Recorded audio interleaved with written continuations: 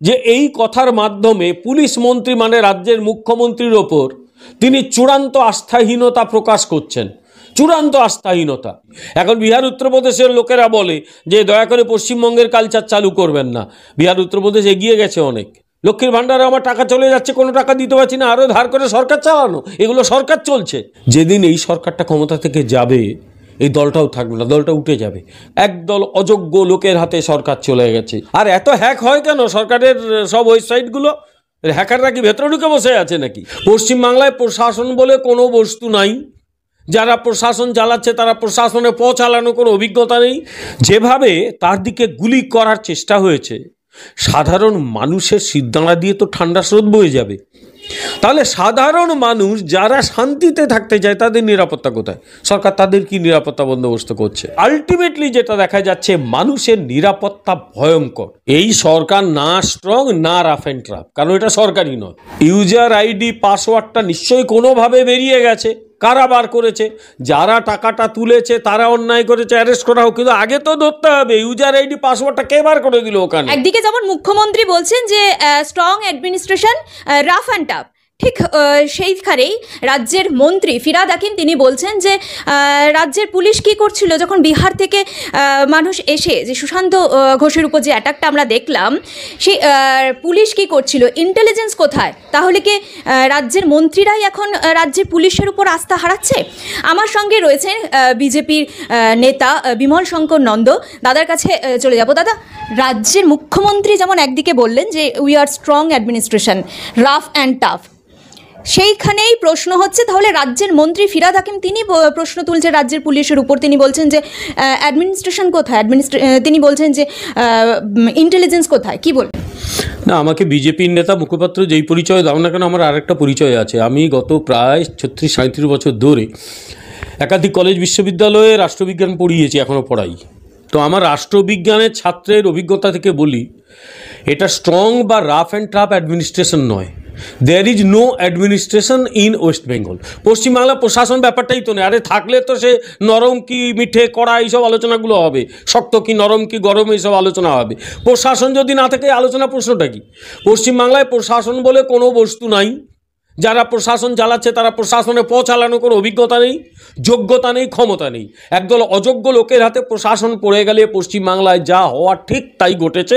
তাই এটাকে rough and tough বলা হোক, বা মন্ত্রীরা পুলিশকে দোষ দিয়ে মুখ্যমন্ত্রীর ওপর অনাস্থা জানাচ্ছে কি জানাচ্ছেন না, এগুলো অ্যাবসলিউটলি মিনিংলেস।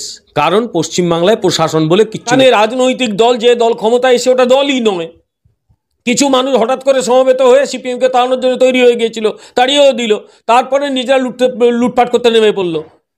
এখানে না আছে আদর্শ, না নীতি। আজকে বলে দিয়ে যাচ্ছি, যেদিন এই সরকারটা ক্ষমতা থেকে যাবে এই দলটাও থাকবে না, দলটা উঠে যাবে, কারণ they don't have any ideology. Firhad Hakim বলছেন যে মুখ্যমন্ত্রী বারবার বারণ করা সত্ত্বেও এই কাজ কি করে হচ্ছে? তাহলে মুখ্যমন্ত্রী তো আমাদের পুলিশ মন্ত্রী বারণ করা সত্ত্বেও যদি পুলিশ কাজ না করে তাহলে তো পুলিশ মন্ত্রী হিসেবেও তিনি ব্যর্থ। এই মুখ্যমন্ত্রী থাকারই বা দরকার কি?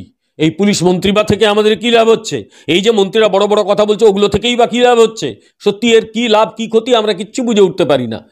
আরে পুলিশ মন্ত্রীর কাজ হচ্ছে রাজ্যে যাতে একটা শক্তপোক্ত প্রশাসন প্রতিষ্ঠিত হয় সেটার ব্যবস্থা করা। মন্ত্রী বলেছে যে এটা পশ্চিমবাংলা, বিহার বা উত্তরপ্রদেশ নাকি কালচার এসে গেছে। আমি এটা উল্টো কথা বলছি। এখন বিহার উত্তরপ্রদেশের লোকেরা বলে যে দয়া করে পশ্চিমবঙ্গের কালচার চালু করবেন না। বিহার উত্তরপ্রদেশ এগিয়ে গেছে অনেক। আমরা দেখলাম যে 107 নম্বর ওয়ার্ডে তৃণমূল কাউন্সিলর সুশান্ত ঘোষ, তার উপর হামলা চালালো দুষ্কৃতীরা, তাকে গুলি করা হলো। এখানে সুশান্ত ঘোষ কিন্তু বিপরীত কোনো দল, মানে বিরোধী দলের প্রতি কোনো আঙুল তুললেন না। মানে এখানে কি মনে হচ্ছে না যে একটা কোথাও দলীয় কোন্দলটা প্রকাশ পেয়ে যাচ্ছে, যেখানে আমরা আগেই জানি যে 107 নম্বর ওয়ার্ডেরই তৃণমূল কাউন্সিলরের সঙ্গে তার একটু মতবিরোধ ছিল? কি বলবেন? না, এখানে একটা প্রশ্ন আমি একটা অন্য দিক থেকে দেখতে চাইছি। তৃণমূল কংগ্রেসের মধ্যে কি হচ্ছে ওটা তৃণমূল কংগ্রেস নিজেরা সেটেল করুক, আমার সেটেল করার কোনো প্রয়োজনও নেই, ইচ্ছেও নেই। আমি শুধু ভাবছি সাধারণ মানুষের মধ্যে আতঙ্কটা কোন জায়গায় পৌঁছবে। সাধারণভাবে মন্ত্রী, এমএলএ, এমপি, কাউন্সিলর তারা জনপ্রতিনিধি এবং তারা সিকিউরিটিও পেতে পারেন, চাইলে সিকিউরিটিও পান। এমনকি সিকিউরিটি না পেলেও একজন কাউন্সিলর তার প্রচুর লোক থাকে, সে কোথাও গেলে তা সেই লোকগুলো সঙ্গে যায়, এক ধরনের সিকিউরিটি থাকে। এতগুলো লোক সঙ্গে থাকলে তো সিকিউরিটি থাকে। যেভাবে তার দিকে গুলি করার চেষ্টা হয়েছে, সাধারণ মানুষের সিদ্ধাঁড়া দিয়ে তো ঠান্ডা স্রোত বয়ে যাবে। যে সাধারণ মানুষের জীবনের নিরাপত্তাটা কোথায়? একটা গাড়ি দাঁড়ালো স্পষ্ট সিসিটিভিতে, সে একটি ইয়াং ছেলে, ইয়াং দেখে তো মনে হচ্ছে, রিভলভার নিয়ে গুলি করার চেষ্টা করলো, গুলিটা বেরোলো না, ও পালানোর চেষ্টা করলো, ধরা পড়লো, তারপর আরও কয়েকজন ধরা পড়লো। কিন্তু যদি গুলিটা ছুটে যেত একটা লোকের জীবন চলে যেত, একাধিক লোকের জীবন যেতে পারত। তাহলে সাধারণ মানুষ যারা শান্তিতে থাকতে চায় তাদের নিরাপত্তা কোথায়? সরকার তাদের কি নিরাপত্তা বন্দোবস্ত করছে? আরেকটা প্রশ্ন, সেটা হচ্ছে যে এই যে অস্ত্র আসছে কোত্থেকে? এগুলো পুলিশ যেটা করে, পুলিশের সোর্স থাকে, হিন্দিতে খবরই বলে যাকে, সোর্স। তারা খবর দেয় যে এইভাবে আর্মস ঢুকছে।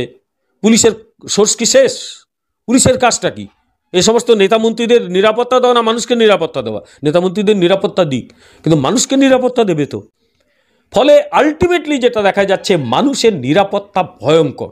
এই তো ফিরহাদ হাকিম বলছে যে বিহার থেকে কি করে আর্মস আসছে, কি করে পুলিশ জানতে পারলো না, পুলিশের কাছে খবর কোথায়? না, আর্মসটা বিহার থেকে আসছে কি কোত্থেকে আসছে সেগুলো তদন্ত করে দেখার দরকার। আর আসছে তো পুলিশ কি করছে, এটাই তো প্রশ্ন। তাহলে পুলিশ কি করছে? পুলিশের হায়ার অথরিটি কি করছে? পুলিশের হায়ার অথরিটিকে প্রশ্ন করে আরেকটু ওপরে উঠে যায় মন্ত্রী কি করছেন। তাহলে ব্যর্থতাটা তো তাকেই নিতে হবে, মন্ত্রীকে। কালকে আমার সরকারটা কিভাবে চলবে সেই প্ল্যান করা।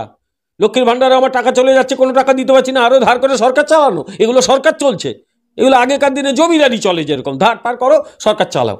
আবার বলছি, একদল অযোগ্য লোকের হাতে সরকার চলে গেছে। মুখ্যমন্ত্রী তরুণের স্বপ্ন প্রকল্প চালু করেছিলেন এবং সেক্ষেত্রে এখন যেটা দাঁড়িয়ে দেখা যাচ্ছে, সেই তরুণেরই স্বপ্নভঙ্গ বলতে গেলে, কোট আনকোট তরুণেরই স্বপ্নভঙ্গ। কারণ এই ট্যাবের টাকা ছাত্রছাত্রীদের অ্যাকাউন্টে না গিয়ে চলে যাচ্ছে হ্যাকারদের হাতে। তাহলে আমাদের রাজ্য প্রশাসন, যে মুখ্যমন্ত্রী বলছেন আমরা উই আর স্ট্রং, বলছে রাফ অ্যান্ড টাফ, তাহলে এই রাফ অ্যান্ড টাফ কি আগে দেখাতে পারতো না পুলিশ? আগে কি হ্যাকারের খোঁজ পেল না কেন? এই সরকার না স্ট্রং না রাফ অ্যান্ড টাফ, কারণ এটা সরকারি নয়।